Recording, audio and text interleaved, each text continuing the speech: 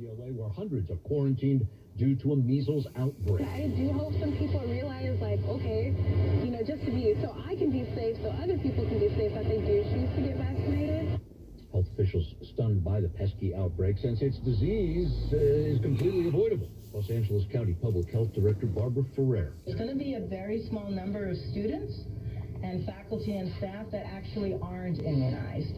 And it's pretty easy if they go to health services to have the folks at health services help them verify their status. Centers for Disease Control and Prevention says there are 695 cases of the measles nationwide so far this year.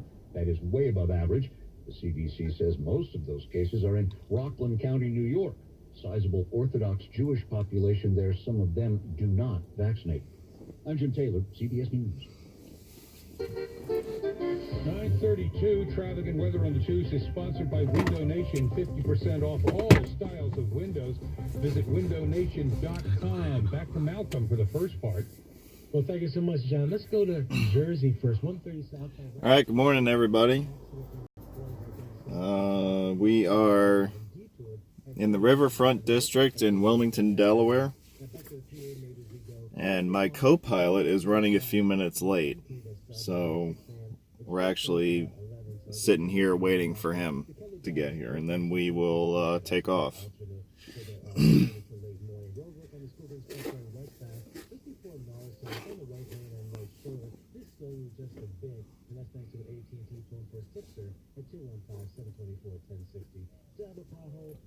This is going to be a pretty long live stream. We'll start here in northern Delaware. We will make a stop in northeast Maryland. We'll end up in the city of Baltimore before returning back to the suburbs of Baltimore along I-95 to wrap up. So, glad you guys are with us, and we'll be getting started here in a few minutes. Good morning.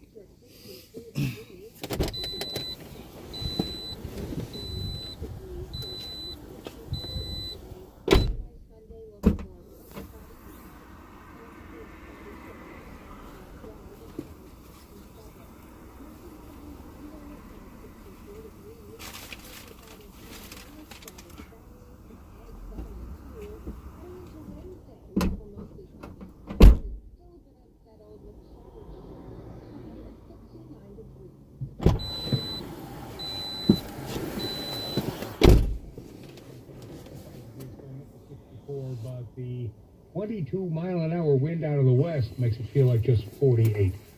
Domestic violence survivors and their advocates, including U.S. Senator Bob Casey and Women Against Abuse, are urging the Senate to renew the Violence Against Women Act with a change. Change has become a bit of a problem. As KYW's Steve Tower reports, the NRA opposes an amendment to close what's known as the boyfriend loophole, to restrict some gun ownership. Domestic abuse survivor Christina Vega, who lived in fear from her boyfriend in the Northeast, founded the group Love Shouldn't Hurt after a girlfriend was killed by her husband who had a gun. We both went to the exact same issue. That's how he kept me in the home, with fear, with the gun. So for the victims, whether it's the husband or the boyfriend or the former boyfriend... Yes, everyone should kind of fall under the same... For their late teens and early 20s to have that done. So it's an overkill situation. Chase Utley, a great story with Chase Utley, told me one night, he said, he worked, I forget where in California, in a batting cage when he was very young. I'll say 10 years old, 12 years old, very young. And he was taking like 500 swings a day. And he ends up having hip problems and knee problems. He could just imagine what torque, what that did to his body, taking those swings of arrow. Now, he became a great baseball player. But boy, that's a lot of stress and wear and tear on the joints at an early age. And we're seeing that more and more. Chuck, did you want to say something about Harper, too? Did you want to say something about Harper? Yeah, well, right now, if you just want to project them out, I know you don't like the bottom line numbers all the time. And just do the math. Take this WAR. Right now, 0.3. It's what it is. It's fair. Defense is right. He's a minus. The offense is a plus. That's all there. It's deadly accurate. You just take his WAR and multiply it. He's going to come out to a WAR of about 1.6 to 2.2. That's what we talked about. that doesn't equate to $25 million. Now it's early, so let's just hold off on that. You know whole what? thing. I still wonder if he's going to get the over/under on home runs. I think was 32.5 or 33. Yeah, he'll get there. Yeah, he'll get there on home runs. Well, we'll see, but he goes stretches without it. I mean, last night he hits a home run when they're really up. I mean, he has the same. It seems like he has the same approach all the time. Yeah, same approach, same launch angle. And guess what? Now he projects 210 strikeouts. Howard, I know we strike out more. That's a lot of strikeouts. Yeah, 210 strikeouts. And they don't I think he has they found a spot up and in. And if you notice Harper, keep an eye on up and in. He's if he keeps biting on it, it's a ball. Before we close here, I just want to say hats off to your guy, Reese Hoskins. The way he answered that situation against Jacob Fraud the other night with the home run, isn't that a beautiful thing? yeah. That's the way it should be. Well, that's the way. If he's be. throwing at people, I don't buy into all this retaliation because it can get nasty, it can get ugly. Yeah. You know, the way to beat that is just beat that pitcher the next time that he throws a pitch, whether it's a good pitch or bad pitch, and do something with it. That's the My dad used to say when that happens, hit a ball through the middle, right back out. Now, easier said than done. Hoskins hit the home run right there. It's almost storybook that he would hit a home run there, that spot. That's just amazing. And I want you to come prepared Thursday. Not a lunch off for you, never know. You better bring, your preparation because you're sitting between Bo and I. And you're That's gonna right. And I want to thank you. Larry Boa donated his time for his donation to the Eagles Autism Challenge. You're going to get schooled on analytics. By the way, Joe Giglio, who is an analytics, he's a slave to numbers, tweeted, because he must have heard you, the Major League Baseball changed the DL from 15 to 10 days, so teams are more willing to put them on instead of waiting a few days like they used to. True. Okay, but that's fine. But they're still hurt more. It doesn't change the fact. Come on, they don't come right off after 10 days. So and when the average salary is what it is, do you think players are super anxious to get back in? All of them, and we know some are. How many Chase Utleys are there? So we'll make it.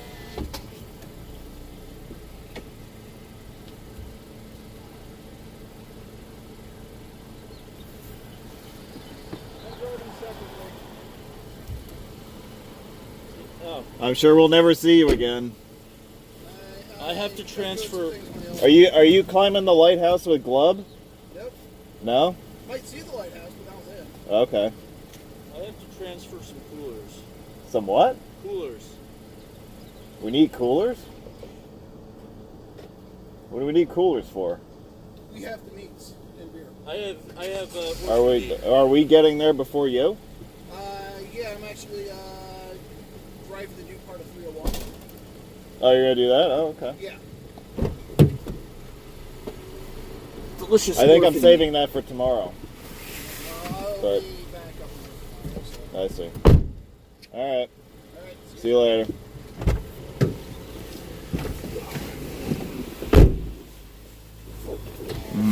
We have a co-pilot. Co-pilot is angry. Perhaps because he didn't get enough sleep. I got woken up by my aunt's dog all night last night, so I didn't get a lot of sleep either. Sounds like you had a good time. Oh yeah, it was great. I don't know what's more fun, getting trampled on by the dog at 1:30 in the morning or arguing with people about Corridor H and getting blocked by people. Did you argue with your aunt about Corridor H? My aunt wouldn't know Corridor H if she was driving on it, so... Hopefully she's not watching this stream then. No, are you kidding? I actually tell my family not to watch. It's better that they don't know. It's better that they don't know all the BS that I do. That should be the one sign of intelligence you show. So you don't want the family to think you're smart. That's yeah, because they don't know that already. Yeah. Well, you want to introduce yourself? No. Okay. So they know me. Yeah. He's been with us before. People have been asking for me, so that tells me that they love you on these live streams. I don't know what the. Oh, I I don't know. I think you should pull back in and cut them off. That's what I think. Oh, that would be awesome. Can you imagine that? Is there no turn on red here? I'm pretty sure there's turn on red. I think there is, yeah. Damn New York drivers. I'm so used to no right on red.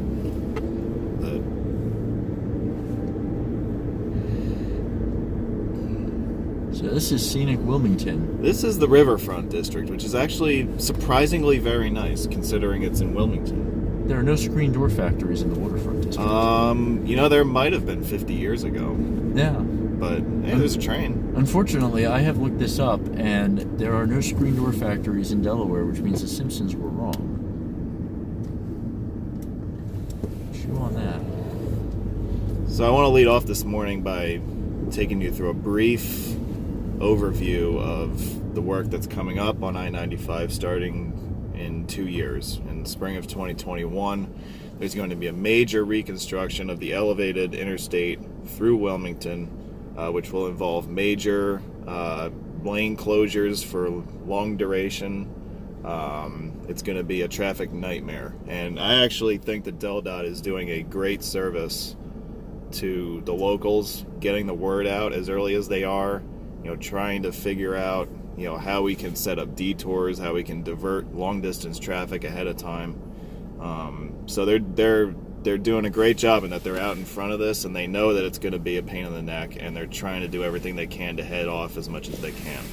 What I find interesting is that barely 30 years ago, maybe 35 now, they had already reconstructed 95 through Wilmington to the point that what's I-495 now was temporarily signed as I-95, and then through the city they signed it as 895. You still see remnants of that in Pennsylvania, where the signs for 95 and 495 say through traffic and local traffic.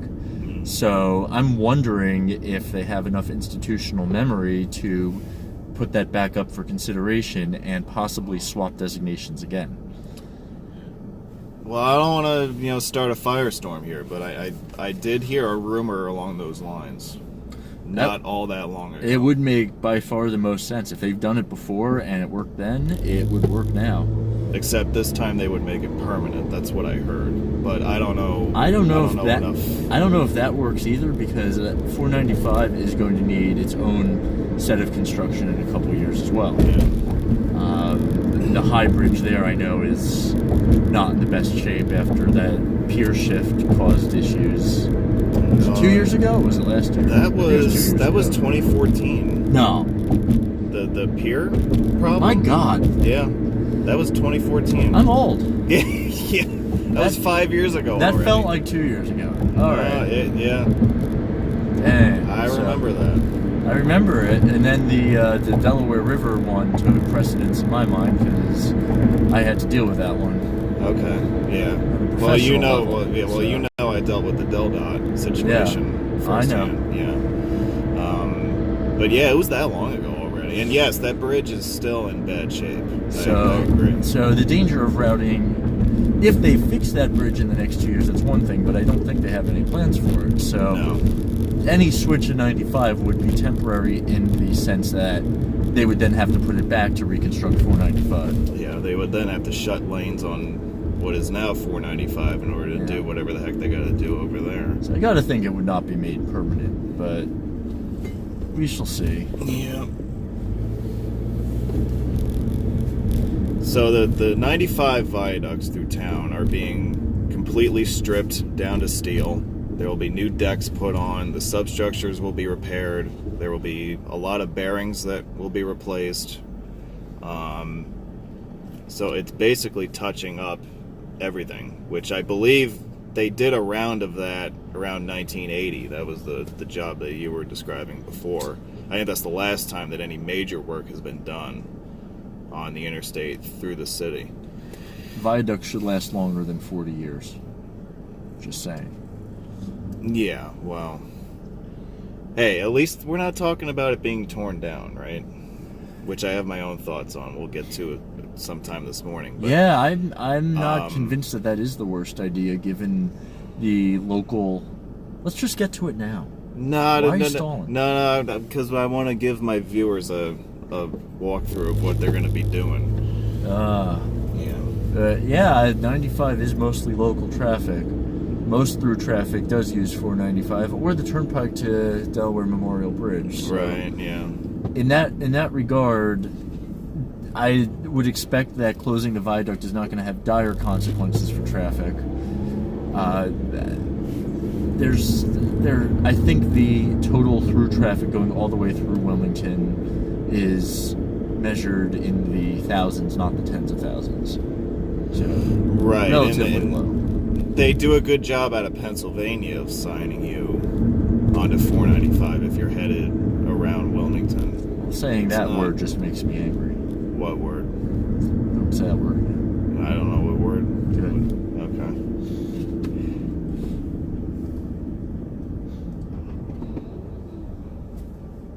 My grandparents used to go to church every Sunday at this place up here on the right. Just throwing that out there.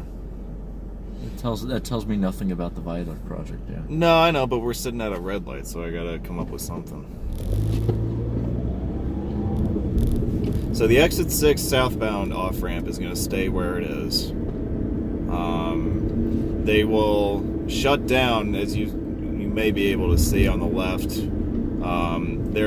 There's a pair of viaducts. Each one carries one direction of traffic. So DelDOT will shut down one of these parallel viaducts at a time, and they will direct two-way traffic onto the other one. So it'll be one lane each direction. The default setup up there, we'll drive it in a little bit, but it is 2 lanes per direction. There's also a third lane here and there for exit only and for merging. So you're basically cutting your capacity through this area in half, at least, in order to do this work. And the timeline for doing this, they want to start the first phase of it in spring of 2021.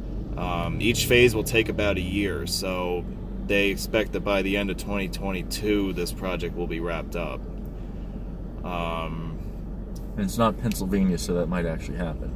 I know that they are going to push this as hard as they can because of its location and the priority that this highway has. Yeah, they can't screw around with this. Now, as part of the rebuild of the interstate, the on-ramps to southbound up ahead here are going to change. The existing configuration that we're going to pass by is going to close, and it will be replaced with a new on-ramp set. Let me see. The new on-ramp is actually going to begin at this intersection here, at 2nd and Jackson, on your left. So it looks like there's a ramp there right now. There is a ramp, but you can only get to it from 2nd Street. So they're basically going to create another chute here to get on at this point. The existing bridge that carries you over Lancaster Avenue at the next block is going to be replaced, from what I understand. All that area is going to be redone. I have to say I'm not a huge fan of this plan for the simple reason that right now exit 6 comes in on the left and traffic is on the left going to MLK. So anyone from this side trying to get on is going to have to weave across, which granted is not a lot. The other thing is, what happens if you're heading eastbound? How are you getting on from here? You're going to have to loop around. So this on-ramp here is going to close. And that kind of sucks. That ramp there will not reopen. Yeah, so if you're on Lancaster and you want to get on southbound, you're going to have to do what we're doing right now, which is continue an additional block, loop around onto 2nd, and then get on there. That makes me angry.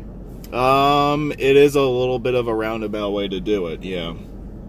But they want to eliminate the weave that happens up at the top where you have the 2 separate ramps converging and there's no room to add a merge area there. So they have to have a single ramp there. So they figured that by moving the entrance ramp from Jackson Street 2 blocks north, and combining the two ramps into a single ramp, then that will address the weaving problems and the geometry issues associated with that. So this is the ramp you see on the left. This is what we have right now. This entry will basically stay, and it'll be joined by a second entry point from Jackson coming from the right. And we basically just did a lap around the block just now. So we're back now at the intersection of Lancaster and Jackson. What are you doing, man? I'm showing people the general area that's going to be changing quite a bit in a couple of years. To everyone who's considering touring Wilmington, I suggest not. Well, you know. This video is very scenic. It is. The people here are very unusual. Well, I'm here so that you know that's true. Yeah, I do highly recommend to people to see Wilmington from the 95 viaducts and not here. It's just me. Just stay on the interstate. You're safe there. Yes.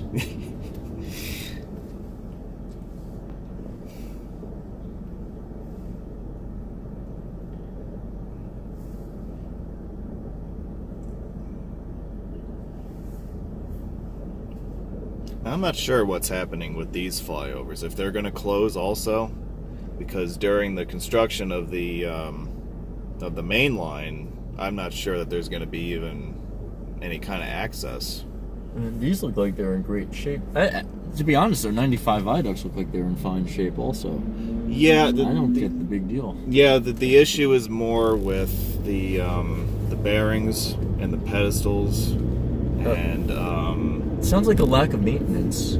Given the relative newness of these bridges and the relatively recent time frame that work was done, as well as the overall decent condition of everything except at the joints, it's a lack of maintenance combined with poor joint work. Yeah. I've got to say, looking at this, I feel like Delaware did not do the best job on these viaducts from a structural perspective. Because these should be good for another 20, 30 years if they were done right. Yeah. And there are other things that they're doing too. They're updating the parapets and the barrier. Obviously, everything's getting redecked because there are quite a few potholes in that concrete deck now. Yeah, I have less problems replacing a deck than I do with having to go into all the joints again after a relatively short time. Yeah. I can see it's needed, and it makes me angry. I forget what the number is, but it's significant for a bridge of this length, even. Yeah. Yeah. Very anger-inducing. Yeah. So we're now on Adams Street, which is the north service road for the interstate.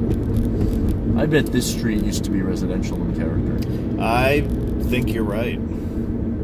Yeah. There used to be a lot of houses on the left, too.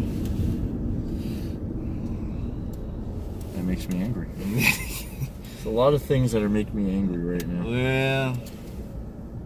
There's a great book that came out last fall for the 50th anniversary of Interstate 95 completion in Delaware.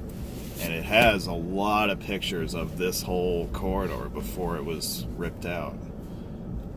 There's some amazing architecture that was lost. Oh yeah. With all this, yeah. There were a few like really amazing churches along this corridor that were bulldozed.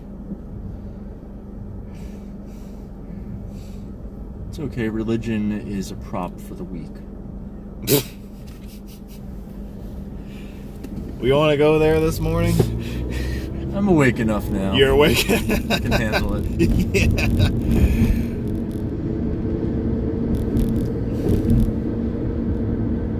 We'll take your calls live on the air. Yeah, take it. San Diego, California. Hello.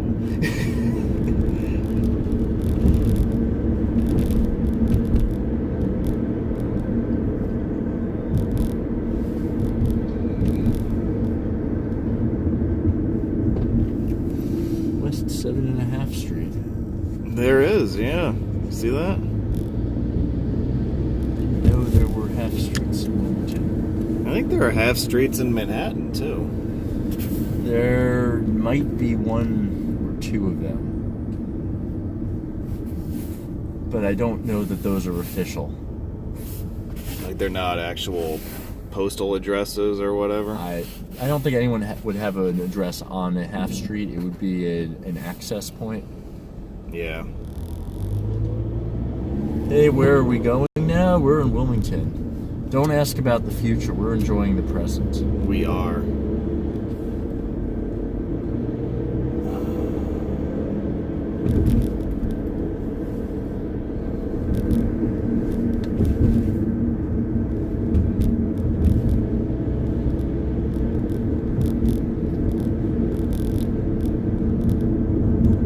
As some of you may know, Wilmington is the city of my birth, and I still have quite a sizable family presence here, even all these years later. So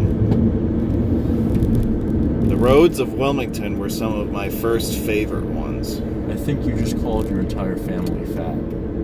How did I do that? What do you mean? Your very large family has a presence here. No, I said my family has a large presence here. Yeah, they're large. Hey, well, you know, my family has always been a little larger than life, so you're calling them fat. It's good they're not listening today. Fat as in PHAT? Sure. Oh, do you find your family pretty hot and tempting?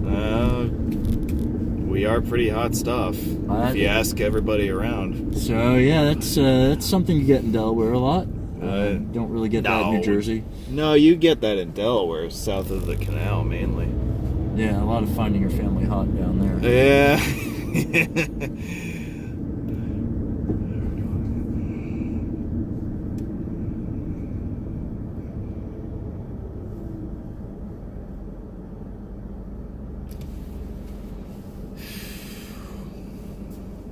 Alright, you want to hit the highway? No. Alright, well, where do you want to go?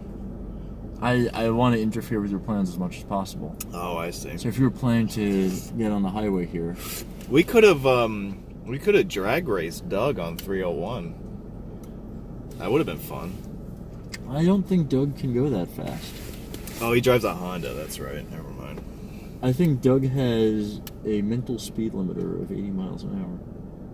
Did you find that out this morning? Doug was up in a range that Doug does not normally drive. Yeah? Which I appreciate. Okay. We always drive the speed limit. Obeying the law is important. Just know that if you're timing our drives and we seem to get places faster than usual, A, you're wrong, and B, this video has been sped up slightly. That's right. Okay, so we'll head south on the main line now. So we'll show you what the existing configuration looks like. Once this is 8 lanes, it's just not going to look the same. No, if only it was. That would be nice. Yeah. So exit 6 departs to the right, and we have 2 lanes per direction for the viaduct. And this will be limited to a single lane per direction for about 2 years. I imagine the crossover is going to be some distance north of here as well.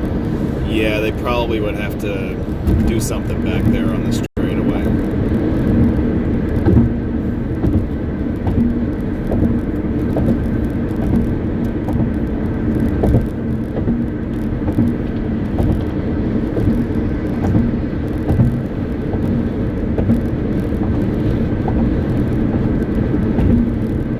Big upgrades is this merge area here.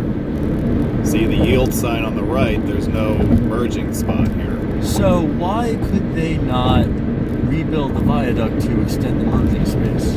I think that's part of what they're doing. Okay.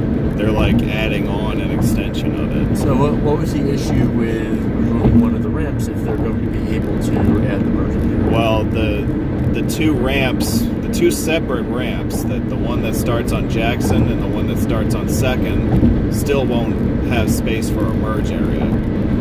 I'm talking about the merge area up here. Once you get up here on the main line, they can expand up here.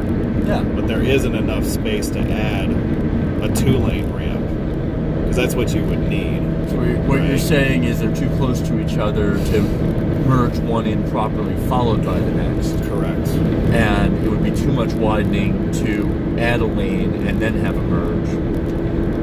So something had to give. By the time you get up to the main line, you would have to still have 2 lanes up there if you were going to do it per modern spec, right? So, and they only have room to add 1. So they figured that they can sacrifice a little bit of convenience by eliminating the Jackson Street on-ramp while upgrading and updating the entrance from 2nd and integrating traffic from Jackson into that. I would think that you could bring the westbound ramp up to a yield at the southbound ramp. Pardon for not knowing all the streets by heart. But the existing southbound ramp, you're coming up an upgrade, relatively steep, relatively short. You give them free rein and you have the other drivers yield. You should be able to get them all to a single lane because it's going to be the same amount of traffic. Whether you bring them all around to one ramp or you merge them in on 2 separate ramps. I don't like that idea because it's a blind spot where they would yield in there. Because you're going up a hill and you're going around a curve. I would have to be there on the ground to see it. But as it is right now, that's a major problem with that spot. Is that not only is there not a yield, not only is there not a merge area, but there also is a major issue with visibility there. And they are correcting some of it, some of the geometric issues there, but they can't fix everything there. So that's my take on that. But you should be happy now because we have exited the city of Wilmington. That doesn't make me happy. Well, I was happy exiting the state of Pennsylvania. Well, how will you feel when we enter Maryland, by comparison? Slightly disappointed. Slightly disappointed, okay. So we are now on the section of I-95 known as the Delaware Turnpike. I believe this is the southernmost stretch of highway that is sequentially numbered in the United States. Southernmost. As opposed to mile-based. Prove me wrong. As far as a state goes, you might be right. As far as a highway goes. This is the only highway in Delaware that's... Well, this and 495 are sequentially numbered. There's got to be an outlier out there somewhere. All the other states I know of are in the Northeast. Well, right, I understand the state argument, but I'm talking about like individual highways. All right, prove us wrong, people. I feel like I've been on a road somewhere, either in the south or in the west, where there was a sequential exiting scheme that made no sense. But Florida converted. They were the last major one in the south. You have isolated little bypasses, but for example, there's one circular freeway in Georgia I'm thinking of, but even though it's more or less sequential, it's because there's about one exit every mile. Is that 285? No, it's a state highway. It's got a bunch of U.S. routes around it. Out by Athens? Yeah, Athens, that sounds right. Okay. I was too lazy to Athens has a ring road of some kind. With ace numbers. Yeah. That was the one that came to mind, but I'm pretty sure that one is mile-based.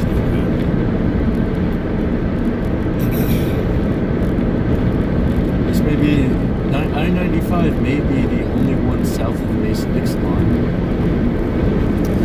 Well, it's not south of the Mason-Dixon line. Well, you're right. The Mason-Dixon line does bend around Delaware. It does. So, This episode of Know Your Delaware History is brought to you by Roadway Wiz. Roadway Wiz. Get smart or get angry. Or get blocked. Hey! Yeah. Alright, I want to talk to you about that. We teased it. All right, Dan. We teased it a few minutes ago.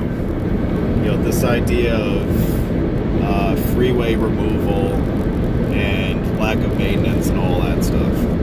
Okie doke. And we have news out of Syracuse, New York this week that the state DOT has decided to go ahead with the removal of the elevated section of Interstate 81 in downtown Syracuse. Boo!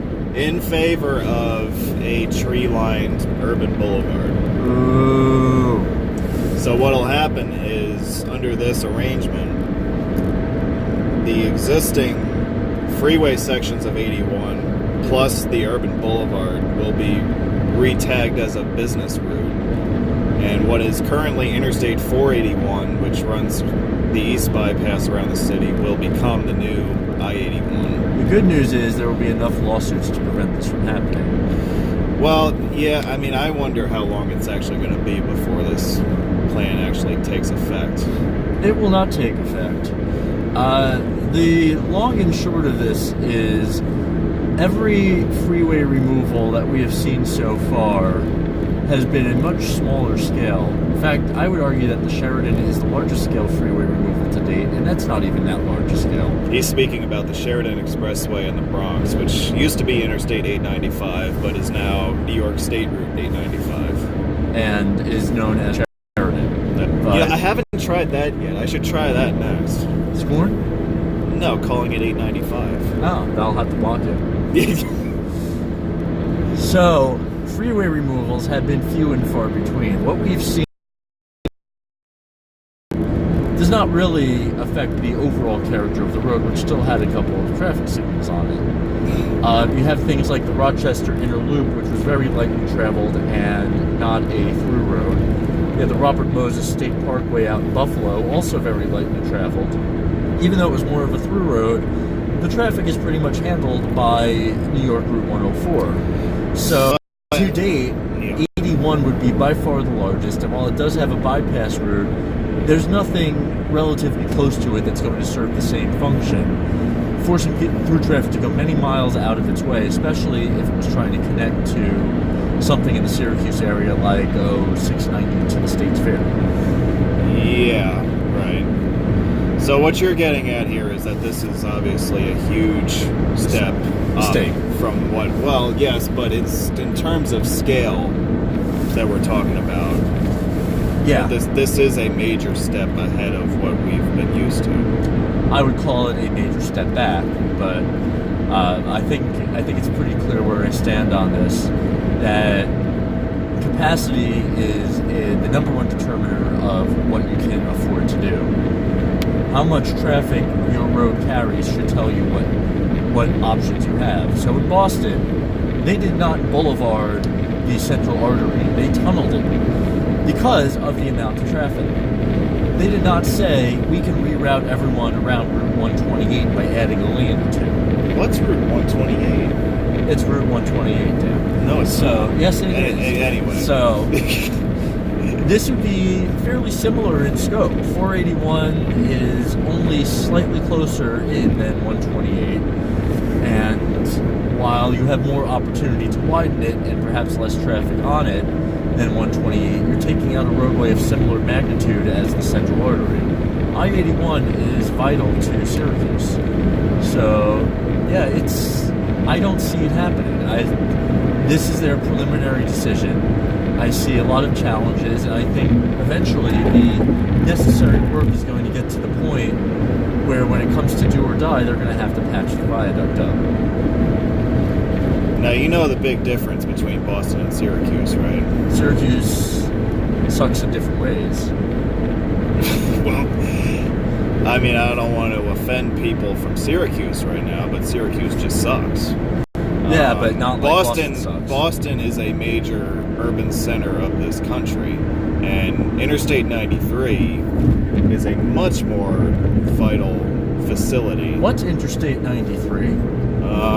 That would be what Bostoners call the Expressway. Southeast or JFK Expressway? It's the Expressway. Then the Central Artery. Then the Central Artery. And then it's 93. Yeah, they don't really call it the North. No, it's it's the Northern Expressway. Once you get north of the Charles, they call it 93. They do. Yeah. Anyway, that facility is far more significant a corridor. I think you would agree. I disagree that it's far more significant. Boston versus Syracuse. There's no discussion. But the amount of through traffic going through Boston is relatively light, whereas Syracuse is a major through corridor. So in that regard, 81 is perhaps even more important. Well, I understand that a lot of people make the connection to 690 going that way. You also have substantial truck traffic going to Canada. Yeah, you do. You do. 81 is an important corridor. 93 is not a significant through corridor in that 95 is supposed to be serving that purpose. Yeah.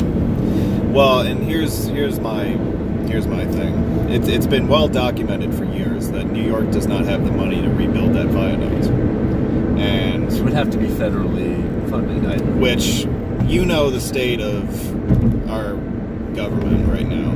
It's not going to happen. Infrastructure is a priority in this country. It's not a priority for our government, though. That's the problem. It's a stated priority, if not an actual funded priority. Where, really? He has stated it. Well, I'm glad he stated it, but as I said, it's a stated priority. Okay. Well, good for him. I'm glad he stated it, but what does he have to show for that? Dear SLX 20 Pro, no, we are not doing this to avoid the toll. We are doing this to show you some road geekly features. This is an important local function that we are serving as local traffic on this road for important local purposes, such that this should never be considered a shunpike by Delaware and Maryland. I mean, if you're going to make it that easy to skip, then, But no, we're here for legitimate purposes. And we're also killing a little bit of time because we are a little early. Sure, that's what we're doing. Yeah. Yeah.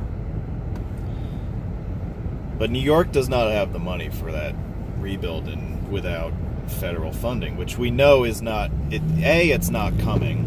And B, whatever does come, it's going to get siphoned off to projects that do not need it. I'm going to throw a disagreement spike into this, in that this is an original interstate. It's supposed to be 90-10 funded. And whatever project they come up with, if it passes through the federal review process, should be 90-10 funded. So it should be, but it's not. I don't see how that can happen. That money's not going to New York. It's going out to other places. It'll come to New York. No, wait for government to turn the same color as New York. Do you think that's happening anytime soon? I think that's happening before the viaduct falls down. Yeah, I don't know about that. But anyway, we have a problem in this country that is multifold, and I'll try to sum it up as best as I can right now. Because I want to avoid as few people blocking me as possible. I also I want to get in a plug for the ASCE infrastructure report card.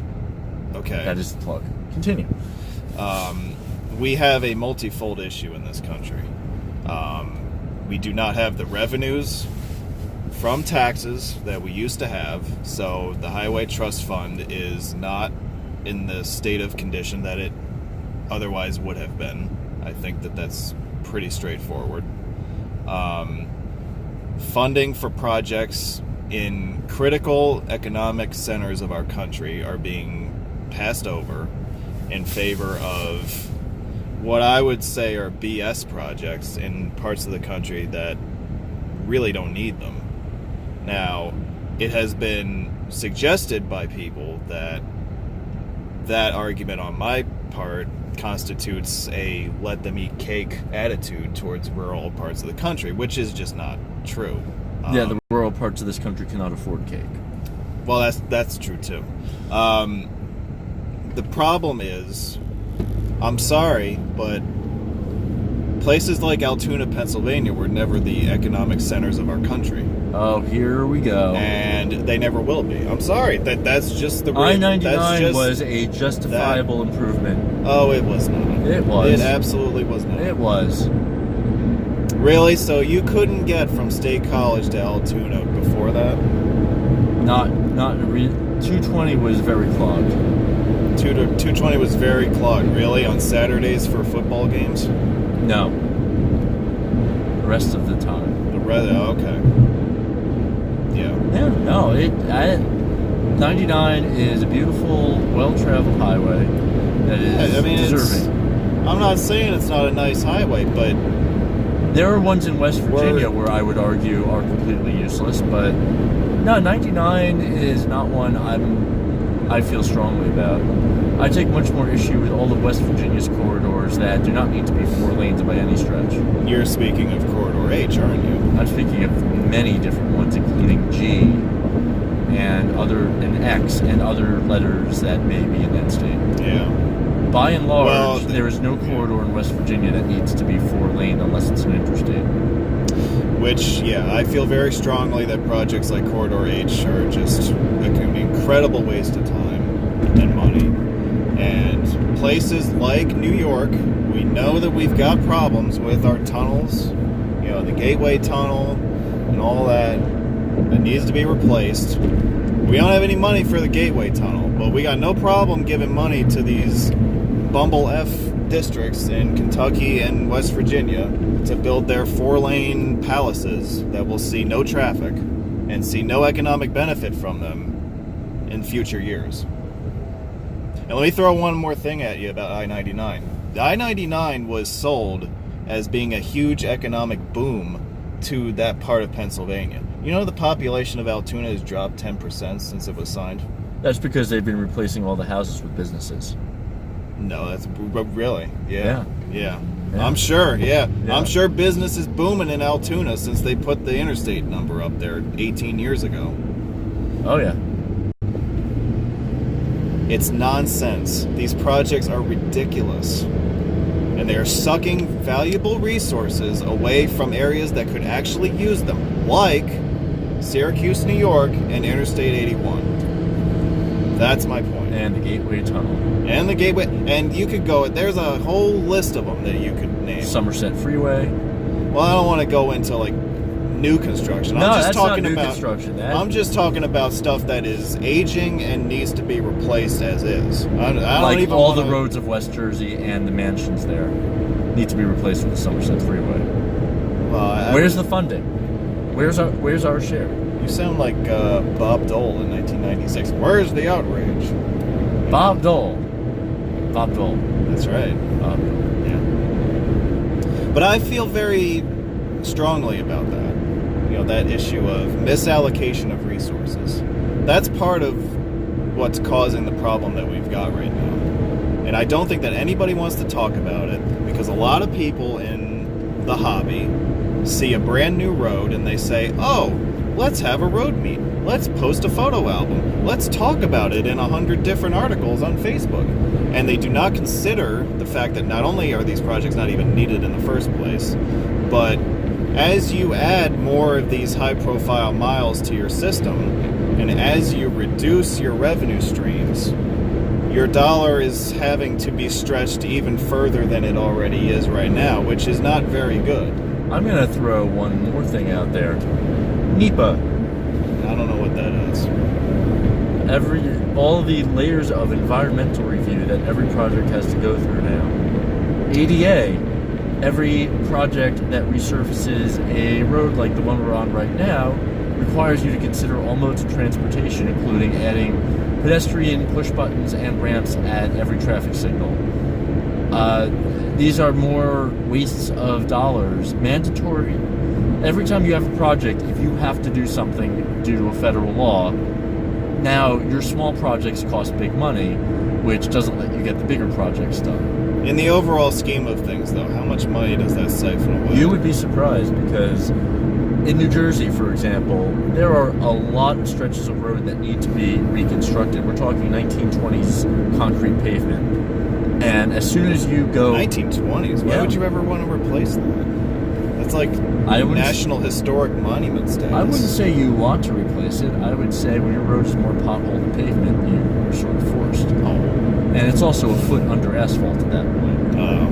So you're getting to this point on our roads where we've got to reconstruct instead of just resurface.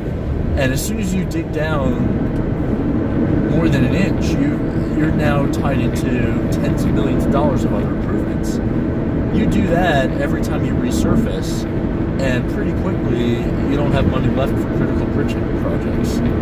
We are feeling that in New Jersey right now pretty acutely.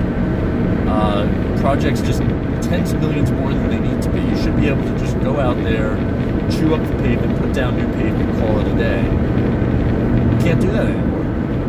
And so when the small projects cost big money, the big projects also cost big money. Syracuse is suffering while Malta gets its roundabouts. Yeah. And that's not hyperbole anymore. Yeah. That's where the money's going. The money is sinking. National money is sinking into projects it doesn't need, and the local money is sinking into projects that ought not to cost what they do. And between the two of them, there's really nothing else. That's interesting. Yeah, so, well, New Jersey famously rose the gas tax by, what? 20, 25 cents, 23, something in that range. Have you started to see any kind of difference? No, instantly. All these projects are happening now because of that. So the 206 bypass would not be happening if not for that tax raise. It would have sat after phase one with nothing going on right now. Okay.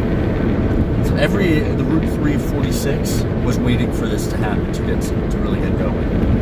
So pretty much everything happening around our state. The 295, one of our favorite projects. The interchange. Yeah, 295, 76, 42, the missing moves that's about to happen. Yeah. All of that is being funded by the gas tax increase. Okay. No, tremendous impact. Okay. And on the federal level, they need to do the same thing. They need to go back to the last time they raised it. They need to inflate that amount to the present day, and at a minimum, raise the current federal gas tax to match what it's supposed to be now, just from inflation. That would make a gigantic difference in the short term. In the longer term, you can address the impact of fuel efficiency and electric vehicles. Yeah. Because, yes, those percentages are growing, and they're being offset by more miles driven at the same time. Yeah. So our revenues are not so much shrinking as they are shrinking relative to the dollar. And that's what we need to correct more than anything is to, yes, our gas prices are going up, so is the dollar. But you see... We really need to tie that together. You see part of the solution, though, as what you were just describing, a fuel tax increase, to make it more current with the state of the dollar. First thing is every fuel tax in this nation, both federal and state, should be pegged to a percent instead of a cents on the dollar. Or at the very least, you peg it to $1 a year. So $2017, and then that way your tax can rise with inflation at the least, and at the best, if it fluctuates with the gas price, either way, it'll automatically adjust. You're pouring the appropriate amount of money into the state coffers. Because Jersey raising the gas tax is great. Chatting with Steve Albert. He is the webmaster of alpsroads.net, and we are on our way to our pre-meet road tour of the city of Baltimore. It's good to have you with us. Wow. We are. I was angry till now, but now I feel warm and fuzzy. Thank you. Because I gave you a plug, right? And you said you were glad. Yeah. We are in Maryland. We crossed into Maryland a few minutes ago. We're on Interstate 95 southbound. Tolls. Where do you stand on that? I am in favor of adding tolls to roads as long as there are 3 substitutes. Because I think you have an interesting take on tolls. Yeah, and I love HOT lanes. I think adding tolled capacity while keeping existing lanes free is a tremendous idea. As you will see on 95 approaching Baltimore, and they're extending that system. The free lanes remain free. Yes, there's congestion. If you want to bypass the congestion, you pay a toll to use the new lanes that they've constructed. Texas is doing the same thing. They're constructing toll facilities where there was nothing before. I am strongly in favor of that. You're adding capacity to the system without tolling your existing capacity, so there's really nothing to complain about in that regard. Unless you're an anal road geek who needs to clinch every road and is bummed out that you're now going to have to pay a toll to clinch this road that otherwise you have no reason to drive. And we know our share of those people. One is sitting in this car right now. Yeah, go screw yourself. I do that very often. Ladies, I'm single. So, moving on. Yes, so HOT lanes, strong favor. New tolled freeways, strongly in favor because it maintains our existing capacity free. There are two things that I am against. One is raiding toll revenue for other purposes, like you see in Pennsylvania, my favorite state. Well, that is rampant in Pennsylvania. Yes, and the billions upon billions upon billions of transportation dollars being lost in Pennsylvania is why that state cannot afford any new road projects, why every project in that state takes dozens of years to be rated. New Jersey, very, very wisely, required every cent of the new gas tax go to transportation. And I'm not opposed to toll dollars helping fund transit in places where transit is viable, such as North Jersey, because you're funding an alternative to help keep traffic off the roads, and that is just as good as adding capacity. Now, but just funding transit here may be slightly less useful. Well, yeah, up in this area, right. So you're saying, so the gas tax increase in New Jersey, that whatever pool of money that it gets collected by that, New Jersey Transit can have a slice of it. I'm not sure if that's entirely tied to roads or if transit has a slice. I wouldn't be opposed to transit having a slice of it, as long as it's a defined slice. Especially up that way, as you mentioned. Yeah. NJ Transit is such a vital commuter corridor as it is. In the Northeast and in the Southwest. Yeah. I don't care if they have it, because frankly, where rail and bus is used enough, funding that with public dollars is not only appropriate, but it's justifiable. And if you didn't have transit in New York, as we know, every time there's a transit strike, everything shuts down. You cannot add another 100 vehicles onto the road, let alone 1,000. So, yeah, and that's part of the argument for the Gateway project, is that rail infrastructure is critical to preventing traffic from growing rampantly on our roads. Yeah. But no, I am also strongly against tolling existing untolled facilities. Scudder's Falls Bridge makes me angry. Well, I mean, they kind of had the right to do that since it's under their jurisdiction. I disagree. It's an interstate highway. Yes. You do not have the right to toll an interstate highway. Now, they've since carved out an exception for bridges. Yeah, but in the initial concept of the system, unless you're grandfathered in as a toll road, what's free is supposed to be free. I understand they're arguing the toll pays for the new bridge, but what I say is, too bad, that bridge is not a toll bridge. Well, that's what they did in Louisville. I feel the same way about it. I do not like tolling. Even though the 2nd Street Bridge, or the George Rogers Clark Bridge, was maintained as the free bridge alternative. Yeah, and yes, there are free bridges next to Scudder's Falls in both directions. Right. It's not the same level of service. I think that's less of an issue if you have free alternatives to either side of it, though. But not to the same level of service. And that's the problem that a lot of us have with US 301. The border toll does not give you an option to continue on the old route of 301. If you could find old 301 easily, and as a trucker, for example, you're sitting through a bunch of lights, and they have the right to make that way as slow as they want through more traffic lights and speed limits, traffic calming, whatever. But at least the old route would still be there, and you're paying to use a new highway, which I have no problem with. But by forcing everyone through there, unless you really know your back roads, and by forcing all the trucks through there, that is something I have a great issue with. I'm actually surprised that there is not a business 301 that was set up. There may be a lawsuit about this, since U.S. highways are always supposed to have a free alternative. Well, yeah, I think it applies to any bannered route, doesn't it? U.S. highways in particular, have to have a free alternative. Okay. I'm thinking of the Chesapeake Expressway.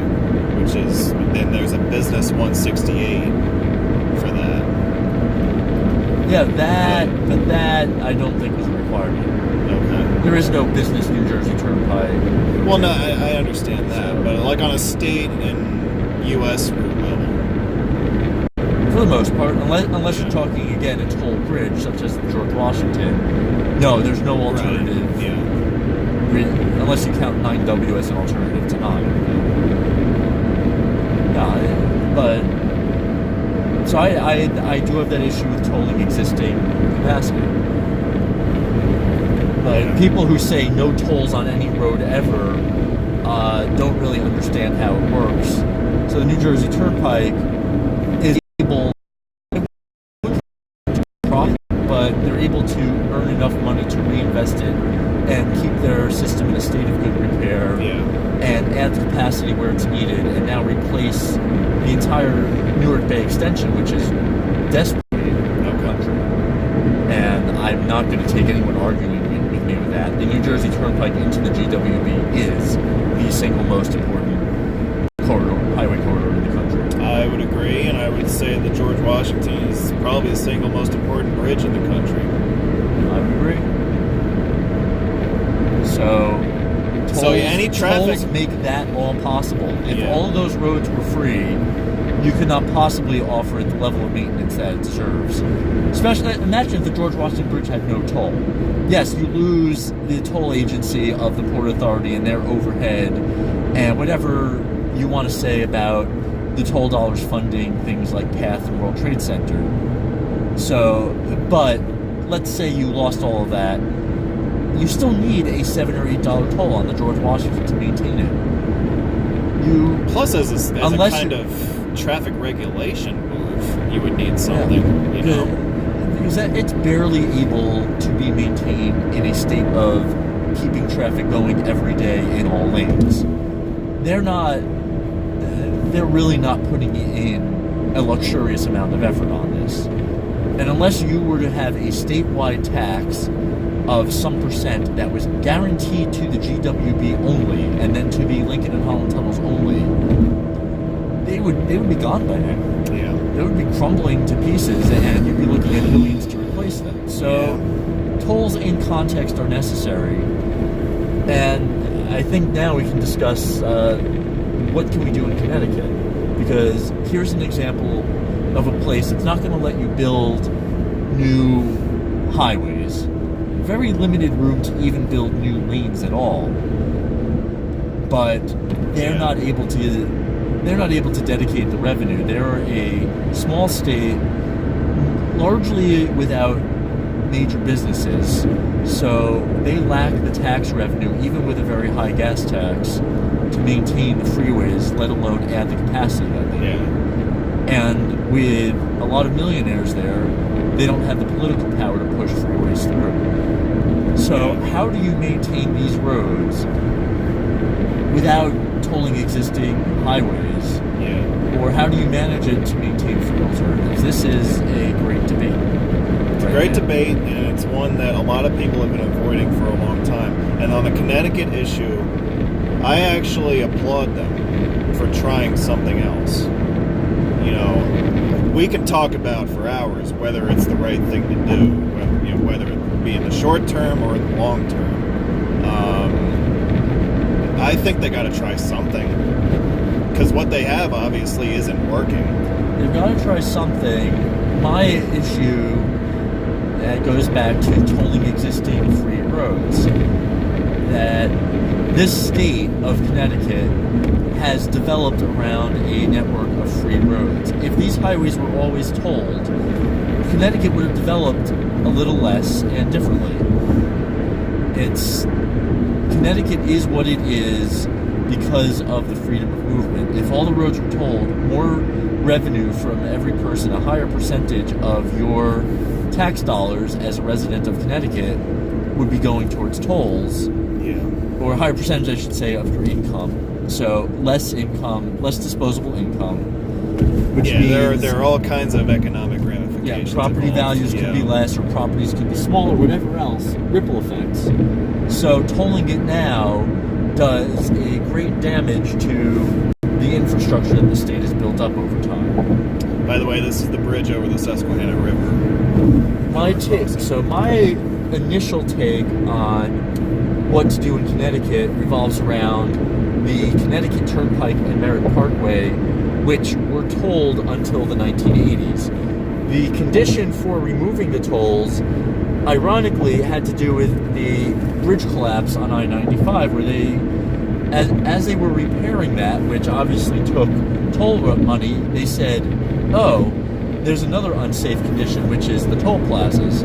So it was a condition of Connecticut desperately seeking federal dollars to remove the toll plazas. That got them the federal funding to repair the bridge faster than if they tried to use their toll revenue. So, ironically, they removed a source of funding to get funding for that problem. Well, now that tolls are all electronic and no longer something that cause crashes, I would argue you could reinstate tolls on the Connecticut Turnpike and Merritt Parkway. And while that would make me unhappy, at least you're talking about roads that were formerly tolled. Yeah. And you have an argument there. Yeah. I don't see any way to toll 84 and 91. I don't see that as appropriate. And they've gotten close, and the feds have indicated openness, and yet no one's gotten there. Which tells you something. Pennsylvania, I don't even want to talk about that, because if they solved their issues, they wouldn't need to toll anything. So a lot of their problems are internal. They got to solve their problems first. Yeah. If the revenue from the Pennsylvania Turnpike went specifically to the PTC would be self-sufficient again. Yes. Like overnight. And if you cut off every non-transportation revenue stream, you would at least get the entire state functioning again. I think that's true. Yeah. But for a place like Connecticut, let's say you told just those existing toll roads. You told the Connecticut Turnpike end to end, so at least to the 395-95 split, which is where you would lose most of the traffic. Let's say that cost you $6. It's in the realm of reasonability. You look at the New Jersey Turnpike, something a little shorter but a little less expensive. $6 to cross Connecticut. I'm gonna throw a daily number of about 50,000 on there, which obviously you have a lot more than that in the western part, but maybe they're only paying $4 each. And there's some traffic jumping on and off, but it's a round number, $300,000 a day. In that range, $300,000 to $500,000 a day, times 365, I'm going to say that's somewhere around $150 million a year. Doing some very quick, rough math. $150 million plus the merit, so you're looking at maybe $250 million a year in new revenue. That's a couple bridge projects right there. That's not nothing. It's not a billion, but it's good. It's and if you're doing that every year, eventually you build up a sizable pot to keep everything else up to date also. A couple of bridge projects on those roads every year, that frees up the $250 million we're spending for other projects around the state. Yeah. Maybe you don't need to toll 84 if you've got those tolls maintaining the busiest corridor in the state. I'm going to lump the two of them together. But at least start with roads that were already tolled. You have a bit more of a case there. Yeah. That's what I'm going to say. Yeah, I would say that Connecticut's issues are statewide, and they are not limited to just their road infrastructure. Their railroad system is a disaster. Yeah, but people aren't using it. So how badly do you need to fix it? I would say there are a lot of bridges on the New Haven line that have to be replaced. Okay. That is true. And why should Connecticut be funding something that's a Boston to New York corridor? Well, New Haven line is commuters to New York, right? New York City. Mm-hmm. Why should Connecticut be funding New York City? So I'm not. They are funding their ability to get to New York City, which therefore helps them economically. I'm playing a bit of devil's advocate here, to be honest, but I'm going to say that the general corridor from Pennsylvania from Penn Station to South Station in Massachusetts should be contributed to by all of the states in that corridor. The problems in Connecticut are not Connecticut's problem. They are all of those states' problem because that entire line is the Northeast Corridor. It's not the Connecticut corridor. Connecticut is in an unfortunate position in that they are sandwiched between the two. And for the longest time, commerce going between the two has gotten a largely free ride, because of the lack of tolling and whatnot on their highways.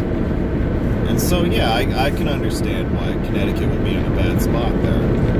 But that's part of the argument in favor of tolls, is that you're tolling all that traffic that has for years contributed so much to the wear and tear that we see today.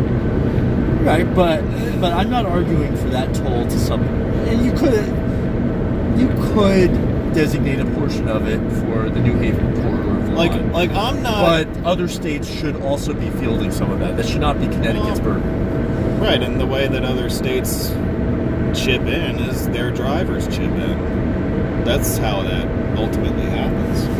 The portion, every state, I would say everyone from DC up to Massachusetts is contributing into a pot that then goes to Amtrak. And that is maintaining those lines on a regional level.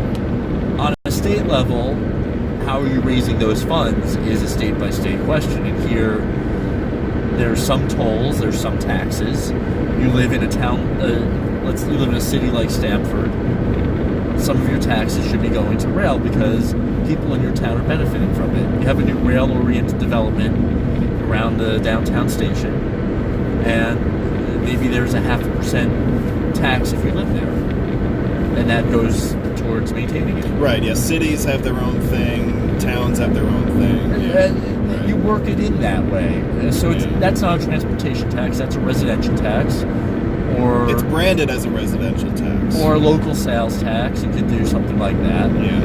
Where if you've got transit infrastructure that is used to enough of a degree, you tax things that are not just transportation. You spread it out among everyone who's contributing to that mode. Transportation is a large part of what makes rail go, but creating an economic center also adds passengers to transportation and should also contribute, therefore, to the upkeep. Yeah. You have to take a very broad view of this. And so anyone who is strictly anti-toll is not taking a broad view, is not seeing the big picture. Anyone who is strictly pro-toll, toll every freeway, is not seeing the overall impact, negative impact on the economy. And somewhere in there is the happy medium, and where we each stand is a matter of opinion and debate. And obviously I have a unique take, so does Dan, so do all of you out there. So we're happy to hear what you have to say and disagree with you because you're wrong. So if you would like to join the conversation, drop us a line. Yo, Deacon, I think you were there the last time I was on this stream, so when you say finally caught a live stream, you're full of shit and you know it. But hello. It's good to hear from you. No, Deacon sent me an email saying I was an asshole and he likes it. So did he really? Yeah. So now that I know what you like, man, I'm gonna dish it out. Oh, he found you on your website. Yeah. Okay. Yeah. Nice. But I didn't see any pro-toll or anti-toll rhetoric in those comments. So if there was something that you said while we were chatting, please feel free to restate it with some emojis. Yeah, I was really expecting the comment section to blow up over the last half hour. There's also been quite a bit more serious discussion than we had last time. Yeah, we usually don't get into serious issues like this, but this is something that Steve and I are very passionate about. And it could have some relevance. Imagine tolling more of the Delaware Turnpike instead of just the border, which is something they've been talking about. Well, I know that ramp tolls have been on the table for a long time. They want to... Oh, yeah.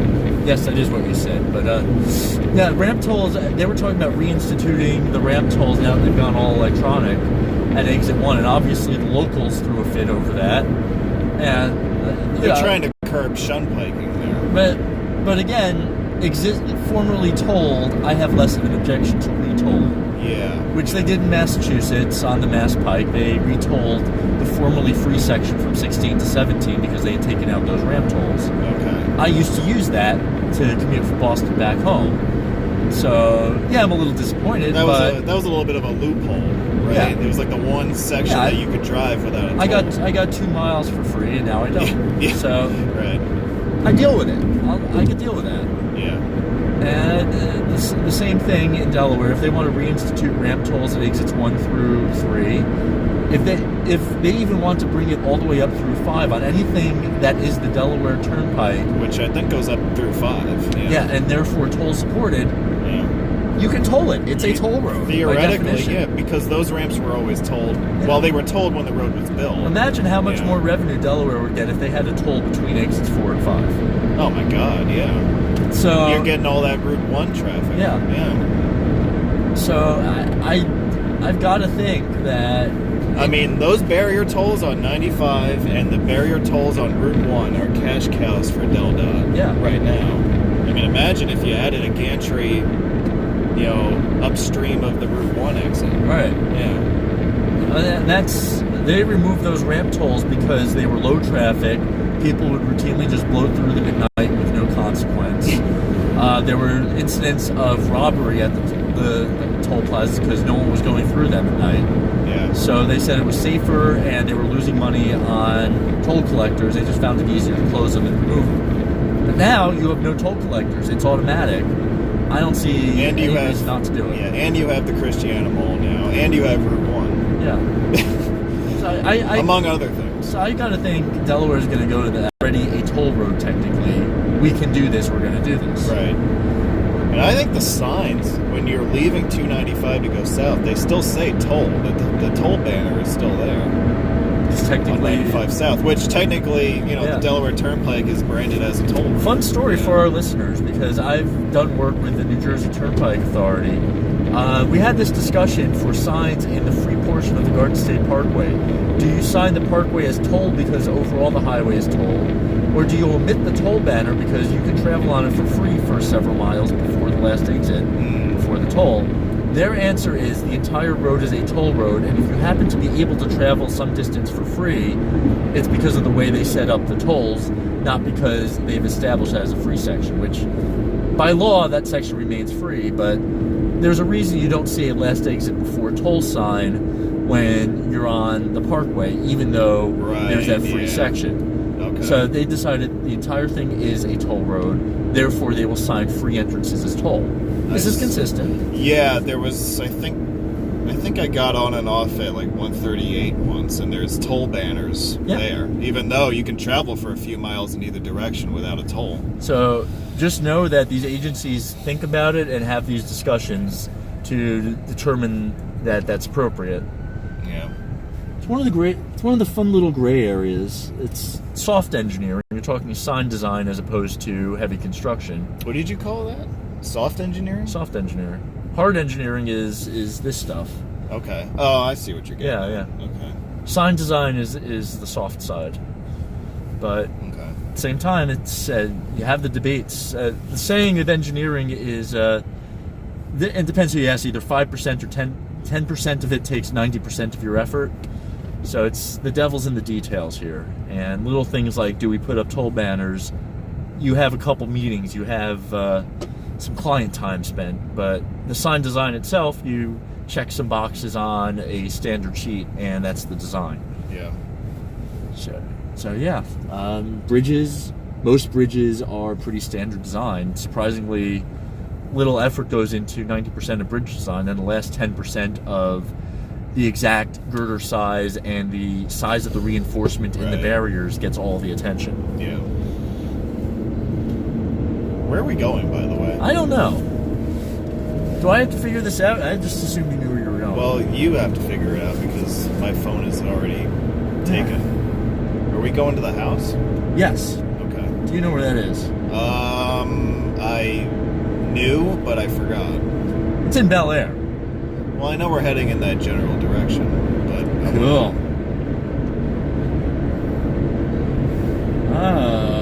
Okay. I have an address.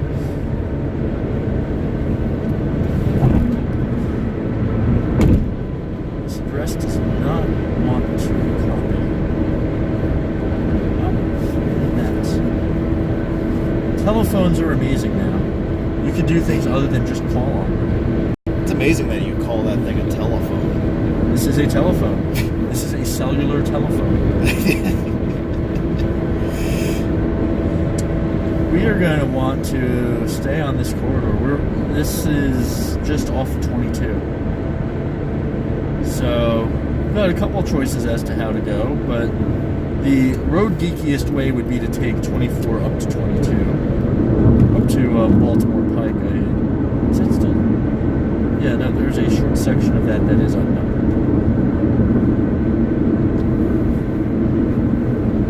So, that seems to be the geekiest way to go. The other way around is... So, have you been on Maryland 24 before? Actually, this stretch, yes. Okay. But not, like, I want to say I turned around, like, maybe at this light, or something like that. Okay.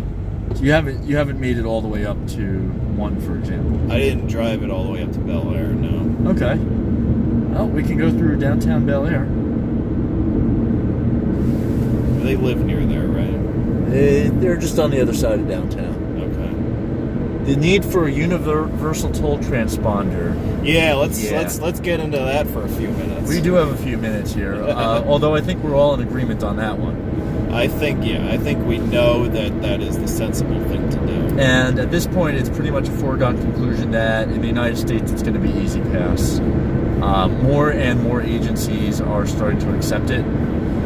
And so, with a preponderance already compatible with one standard, that's very likely to be the standard. And it's also the Northeast and the Midwest, so they kind of can tell the rest of the parts of the country to go screw off. Right. So the non-compatible places, the major ones are California, Texas, and Florida at this point. And even Florida, I think, is going to be next in line to convert, given the number of Northerners down there. Right, yeah. Once Texas and California are and Colorado to a lesser degree, they only have 2 toll roads, I think. Yeah. But once you're down to a couple of outlier states and everyone else is on one system, I think within the next 10 years is reasonable to expect a single protocol. Yeah.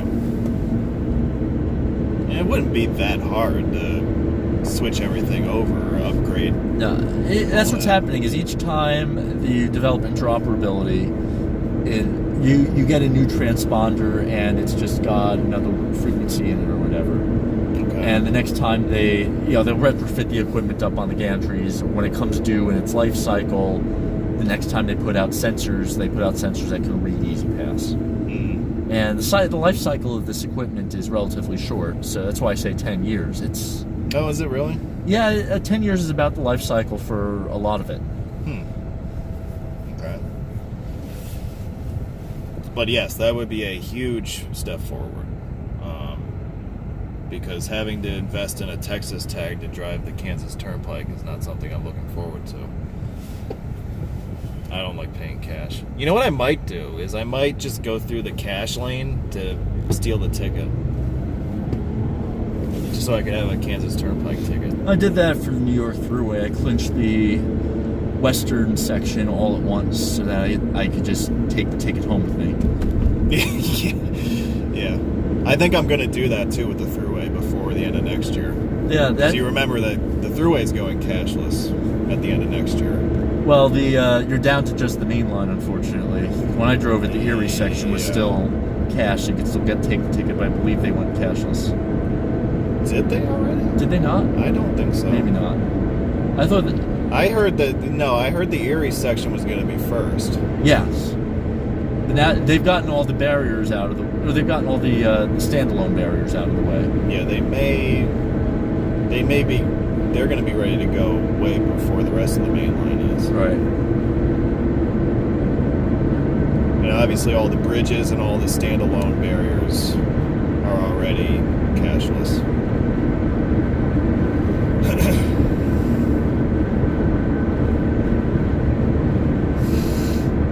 And then you still have agencies like the Port Authority fretting about lost revenue.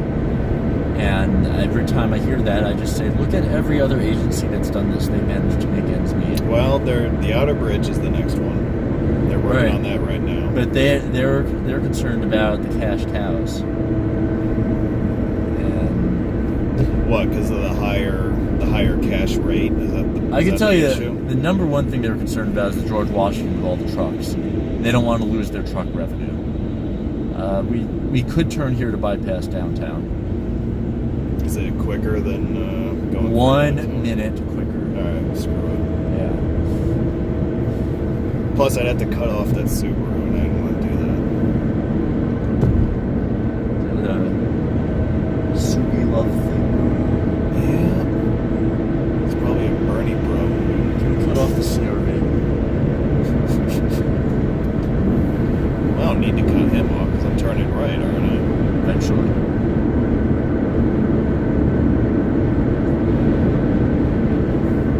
Yeah, they got flower pots on their dashboard. You see that shit? They're dancing. Yeah, looks like they are, right? Yeah, she's on. No, she's not on her cell phone. Oh, that's too bad. I know. I definitely would have cut her off if she was on her cell phone. I would have phoned it in.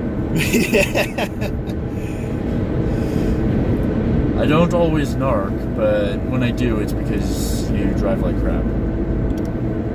That's green lettering. Okay. Yep. Oh, are you not familiar with Business One? Not Business Because One, no. here you have the opposite shield. Hey, all right. These are less common now. They seem to be gravitating towards that green on white standard instead. I remember seeing the ones in Salisbury, Maryland, for $13 and $50. They were like the ones on that green sign. I remember seeing that back in 2013. Woo!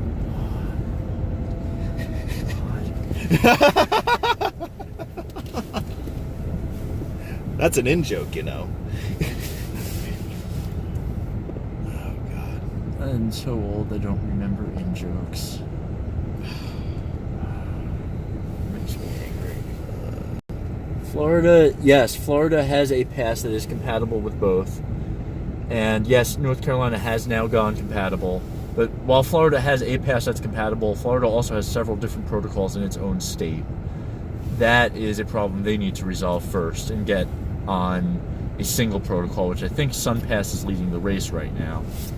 But once they get on one protocol, then they can merge with the national one. Yeah, and Georgia just joined Florida, so you would think that Georgia will hop in there also. I think that's a new development within the last year. Georgia only has a couple highways anyway. Well, all their express lanes are tolled. They have express lanes now? In Atlanta, yeah. Huh, that's a lot new. of them. Yep. Okay. All the major interstates have them. So those are all tolled, obviously. So they created the Peach Pass. Yep. For that system. Can't go right. We get to drive on Business One. Do we get to drive on Business One? I think we get to drive on Business One. Yep, we definitely get to drive on Business One. Well, downtown Bel Air. My apologies to the Kia that I cut in front of. I mean, it's a Kia, so I'm not losing any sleep over it, but... Alright, this is beautiful downtown Bel Air. I wonder if all the people at the house are watching this stream. I wonder where the hell we are. Let's hear comments from people at the baby shower. How long am I on this for? Until I say so. Okay.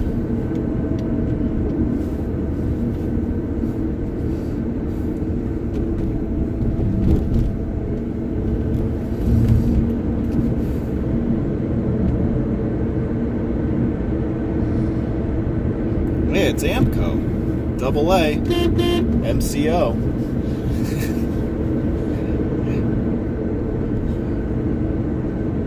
No honking, $350 fine. This isn't one of those towns, is it?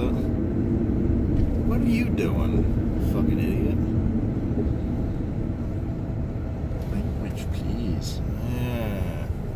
Did I tell you about the stream when I told somebody to go F themselves on the live stream? To go F themselves? Yeah. If someone told me to go F myself, I would laugh my A off. No, that's not what I said. I said F off. That's what I said. Okay. I forgot. That was, Holy S. Well, I'm not going to say the word on... There's just a regular business one, Shield, just to confuse you further. Okay. Are we going straight? It looks like we are. Okay. That's a weird question to ask. I mean, well, you're the driver. You would know. Yeah, but you know where we're going. Apparently, we're going straight. Oh, Jesus Christ. All right. Do you know where we are and where we need to go? Yes. Okay.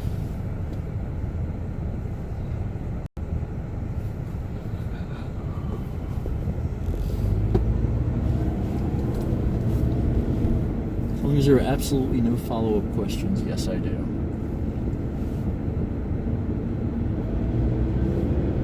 See, the thing is, this has actually been a quite exciting stream, and the real exciting stuff hasn't even happened yet. The real exciting stuff is when I leave the car. Why? Where are you going? Oh. Oh, yeah. Well, I'll be right behind you. Oh, yeah. Not at the same time. Not at the same time, no. No. That would be weird. That would be weird. We're christening... We're christening their bathroom.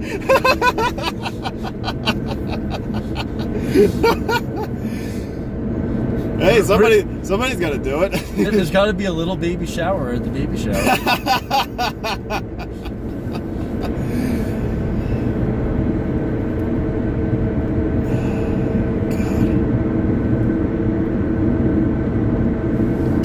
We're in Bel Air anymore. I think we are. Are we still? I think so, because they did say that they live in Bel Air, and we are still in Bel Air. We're going to make the right after this one. And that'll take us to our destination. Oh, town of Bel Air now. Okay. What they were we in both before? Village. I don't think Village is official. They don't do villages around here? No, it's not New York. New York is weird. Yeah, turn in here. Right here? Yep. Oh, this is Redfield, okay. Yep. They're like 2 blocks up. Okay. So if you guys are watching and you're wondering where we are, you better be outside for us. I think right around here is where we need to be. Well, this is where we need to park. We can't park on the side streets. Yep. They are apparently right up here, so... Yeah, this probably... Yeah, this will work. You can get to the hydrant.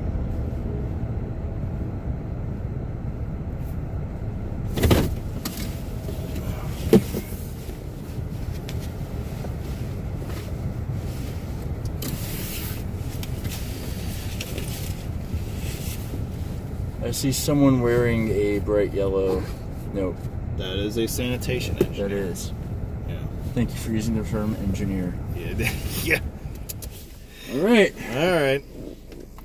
It's been a pleasure. What are we doing now? We ain't getting out.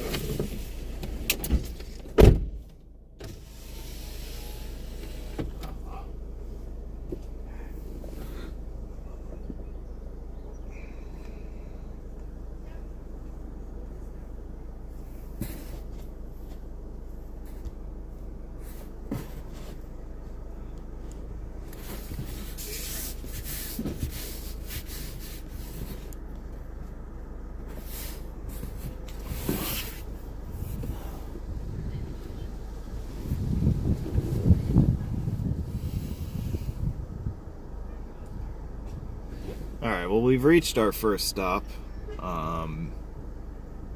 So we're going to have a little bit of an intermission here, and we'll be back. And we'll fix the focus on the camera, too. I know it's kind of screwed up. We'll fix it.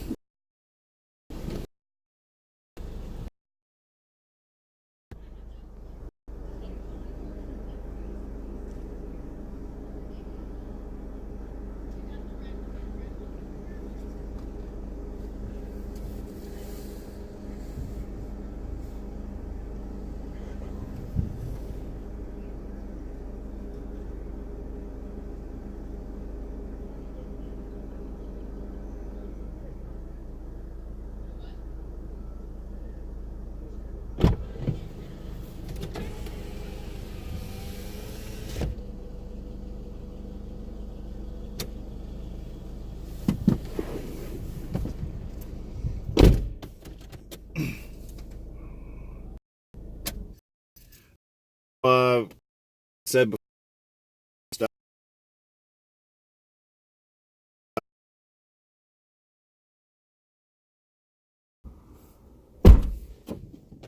oh, I left the gift in Doug's car. That's alright. Yeah, they'll be back in a couple minutes, so I'm just gonna bring the stuff on down to 906. Okay, I'll be right there. So yeah, we'll break for a few minutes, and this stream will pick up again shortly. So enjoy your little respite.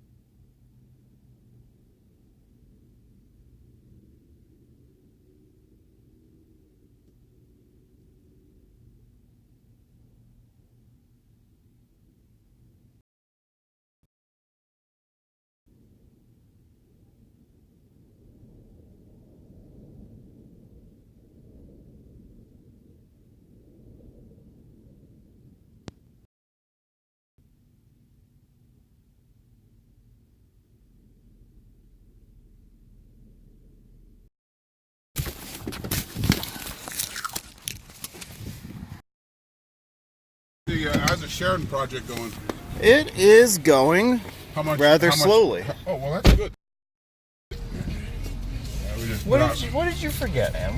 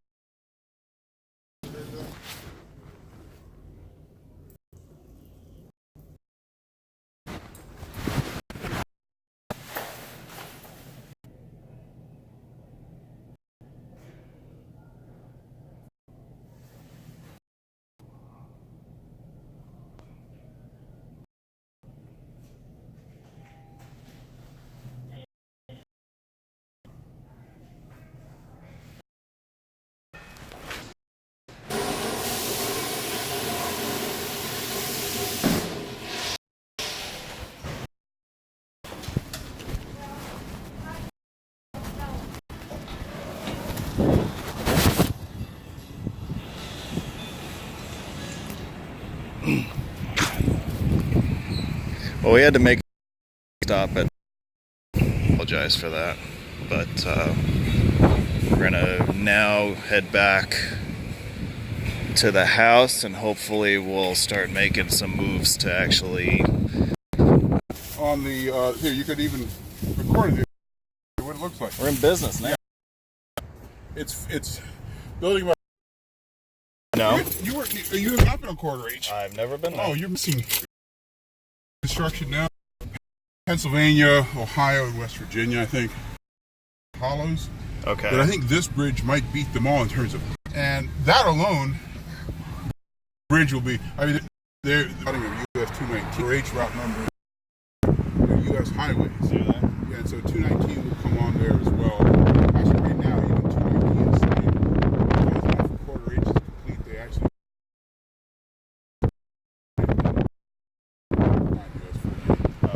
It'll be all US. Yeah, that's right. Yeah. Okay. I think No, that's yeah, I know that's it because see, or I didn't look.